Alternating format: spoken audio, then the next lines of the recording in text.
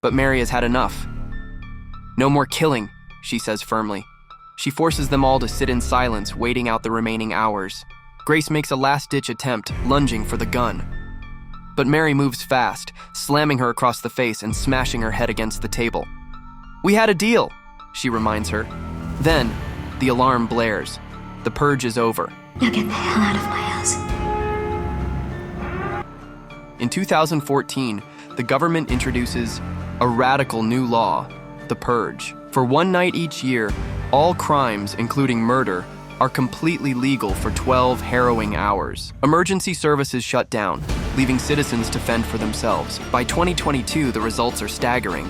Crime rates have plummeted, and unemployment is at a shocking 1%. On the eve of the annual Purge, James Sandin, a wealthy salesman specializing in high-end security systems, drives home to his luxurious, well-protected neighborhood in Los Angeles. His business has been booming, as everyone wants to safeguard their homes during the deadly event. His success allows his family to live in comfort, behind towering gates and state-of-the-art defenses. As he pulls into the driveway, blue flowers rest on his dashboard, a symbol of support for the Purge, a sight echoed in his neighbors' yards. James arrives home an hour before the sirens wail. His wife, Mary, greets him with a sigh, informing him that their teenage daughter, Zoe, has been sulking in her room all day. The reason? Her parents disapprove of her older boyfriend, Henry. James brushes it off, believing she'll get over it. But upstairs, Zoe isn't alone. Henry is with her, sneaking around behind her parents' backs. When James returns, Henry quickly slips out onto the balcony. Meanwhile, outside, a neighbor sharpens a machete in anticipation of the night's mayhem. Mary steps into the yard to place the blue flowers, only to be approached by Grace, the ever-watchful neighbor. She compliments Mary's home, slyly reminding her that James's security business has been profitable. After all, nearly everyone in the neighborhood bought their protection from him. Then, in an offhand comment, she mentions she won't be hosting a party this year. Back inside, the house seems eerily quiet, until a strange noise startles Mary. But it's only Charlie, their curious and inventive young son, operating a remote-controlled toy with night vision. He's modified it to move silently, perfect for sneaking around undetected. During dinner, the family's conversation is abruptly cut short when Charlie glances at the clock. Only 5 minutes remain before the Purge begins. James rushes to check the security feeds, spotting two neighbors, weapons in hand, ready to hunt. It surprises him. They've never been friends. More curiously, he notices Grace's house is buzzing with activity despite her earlier claim. With no time to dwell on it, James retrieves a handgun and initiates the lockdown. Heavy steel barriers slide into place, sealing every door and window. The television flickers to life, broadcasting the ominous emergency announcement, "The Purge has begun." As the sirens wail through the streets, chaos unfolds on the screens. Zoe storms off to her room, only to be ambushed by Henry, who has snuck back inside. He's not just here to see her, he's determined to confront James, believing he can win his approval with force. Meanwhile, James watches the mayhem on TV, while Charlie, unnerved by the carnage, distracts himself with his toy. Then something unexpected happens. Charlie notices movement on the security cameras. A man, injured and desperate, limping through the streets, pleading for help. Gunshots echo behind him. Without hesitation, Charlie disables the security system and opens the front door. A moment later, alarms blare as James rushes to re-engage lockdown mode. The gate slams shut just as the wounded stranger stumbles inside. James reaches for his gun, but before he can act, another threat emerges. Henry steps into the room, aiming a gun at James. A tense standoff erupts. Shots ring out. When the smoke clears, Henry is down, bleeding heavily, and Zoe frantically drags him to her room. The stranger vanishes into the house. James, furious, reprimands Charlie for his reckless decision and quickly gathers his family in the security room. But their nightmare is far from over. Outside, a group of masked figures gathers in the yard, armed to the teeth. The gang's leader steps forward, peeling off his mask and staring directly into the camera. His tone is unsettlingly polite as he addresses the Sandin family. He explains that the man Charlie let in is their target, a homeless man they intended to purge. The neighbors confirmed he was inside. The demand is simple: hand over the stranger or the entire family will die. They have until the gang's reinforcements arrive. As the intruders retreat, the house is plunged into darkness. The gang has cut the power, forcing the Sandins to rely on backup generators. Mary, now terrified, asks James if their security system will hold. His response is grim. It's mostly for show, designed to deter casual intruders, but against real force, it won't hold for long. James realizes they have no choice. They must find the stranger and give him up. He and Mary split up, flashlights in hand, scouring the house for their uninvited guest. Bloodstains mark his path.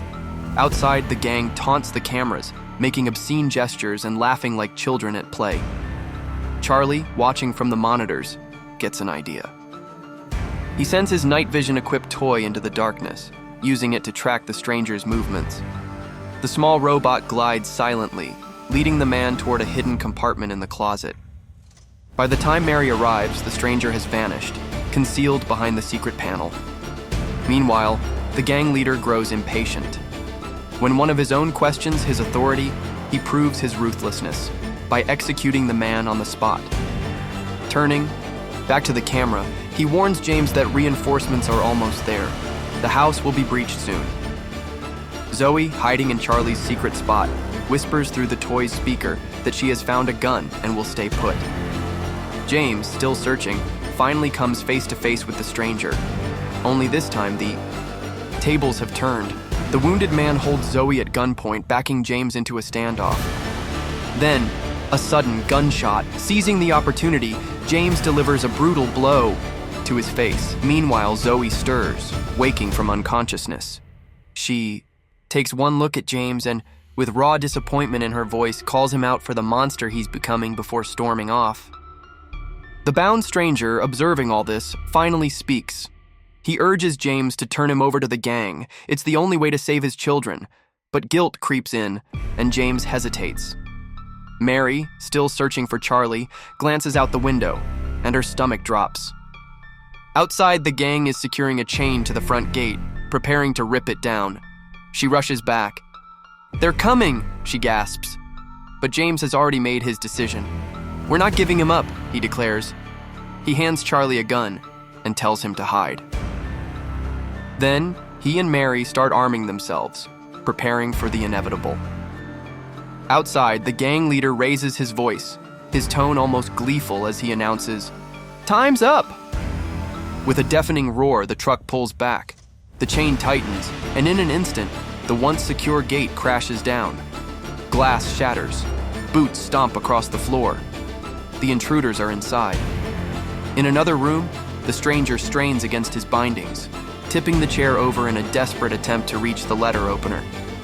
Meanwhile, the gang spreads through the house, their presence marked by gunfire echoing through the halls. Charlie, hearing the chaos, huddles deeper into his hiding spot. But it's no use. A gang member finds him, yanking him up by the wrist. Charlie struggles, but the man drags him out by the hair, raising his gun, ready to fire. Then, bang! James appears out of nowhere, shooting the man dead before he can pull the trigger. Without wasting a second, he shoves Charlie into another room, pressing a fresh gun into his hands. "Stay hidden," he orders before disappearing again. Elsewhere, Zoe crouches under a bed as a gang member prowls the room. She holds her breath. But just as he's about to spot her, the leader calls him away. "Save that one for me," he says, pointing to a photo of Zoe on the wall. James, moving through the house like a man possessed, takes down another attacker with a swift bullet. Then two more burst into the room. A couple, agile and quick. They dodge his fire, and one of them slams him into the wall. But the woman comes at him next, swinging an axe.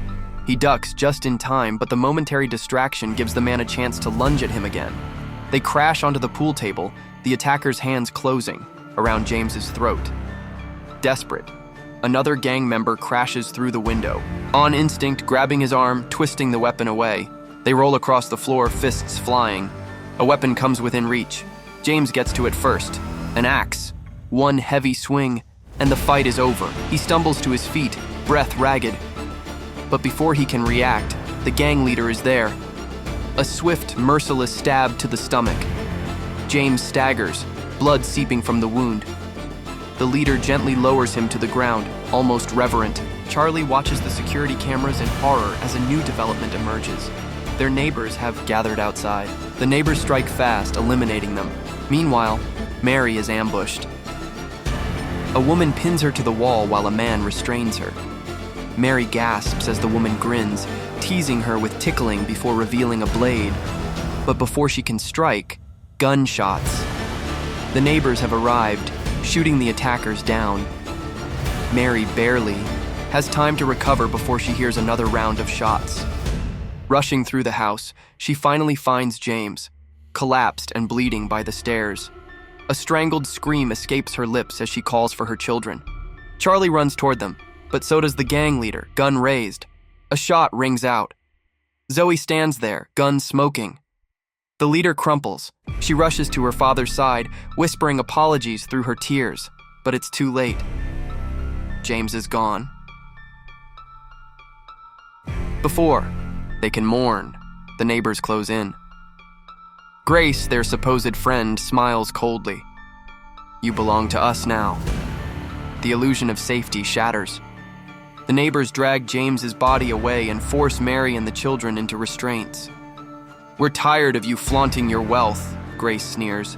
You profited off our fear and now you'll pay. A final prayer is whispered. In honor of the Purge. Then, Charlie's toy car rolls into the room, drawing their attention for a split second. It's all the time the wounded stranger needs. He bursts in, striking fast, punching, shooting. In the blink of an eye, he takes Grace hostage, forcing the neighbors to drop their weapons. Let them go, he demands. The family is freed. He turns to Mary. Your call. Grace, now defenseless, asks for a quick death, but Mary has had enough. No more killing, she says firmly.